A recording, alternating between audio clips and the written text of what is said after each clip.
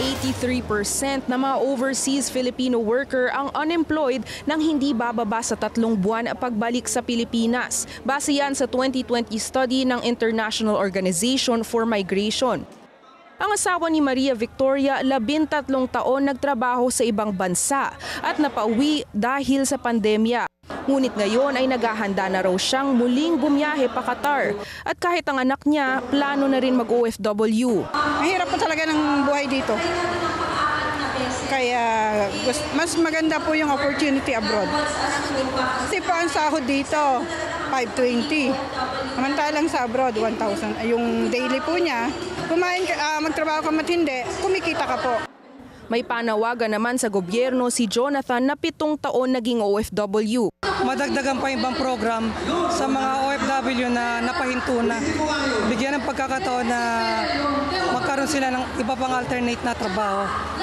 Hindi sila bumabase doon sa pinag-aralan, kundi sa skill dapat mismo.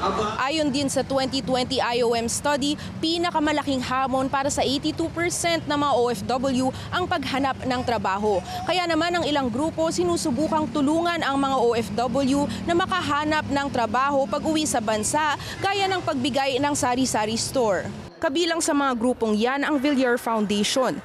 May abiso naman si Senator Cynthia Villar para maiwasan ang pagiging biktima sa mga investment scam. Ba't ka mag-i-invest sa iba? Invest mo na lang sa sarili mo, di ba? Like sari-sari store, mura lang yun. Ba't ka pa mag-i-invest sa scam? Hindi naman hanap buhay kundi ibang klaseng tulong ang hiling ni Maria Victoria. Kinakailangan din pong pasukin niyo po yung inner life namin. Kasi minsan po, successful ka, pero ang pamilya mo po, sira. Kaya yun po, kinakailangan din po buo ang pamilya hanggang sa pag-uwi nila. Yun po. Yung pong mental ng preparedness po ng mga naiiwan. Kaya sana po, pati yung OCC, magkaroon din po sila ng program para sa kanila. May hotline naman ang Migrant Workers Department para sa mga magulang na may mga anak na malungkot at nangangailangan ng tulong. Para sa Agenda, Agatha Gregorio, BNC.